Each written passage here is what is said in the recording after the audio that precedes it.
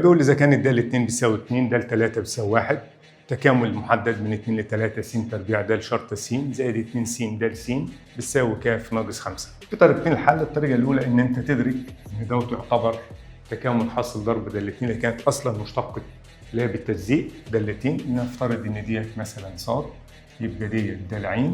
طيب دي هتبقى د ص ودي هتبقى ع. التكامل ده كان بيديني إيه؟ لو تفتكر ص د ع زائد تكامل ع د ص كانت بتديني ص ع. يبقى انا هشيل الكلام ده كله وهنكتب مكانه ص ع. ص اللي هي س تربيع، ع اللي هي د س. الكلام دوت من 2 ل 3 وهو قال لي الكلام ده بيساوي ك ناقص 5. اعوض هنا ب3 يبقى 3 تربيع في د 3 ناقص 2. هنعوض بال2 تربيع د 2 يساوي ك ناقص 5.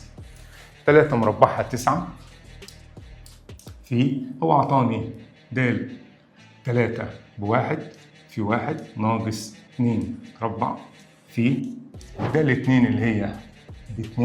الكلام ده هتساوي ك ناقص 5. 9 في 1 9 ناقص 8 هتساوي ك ناقص 5.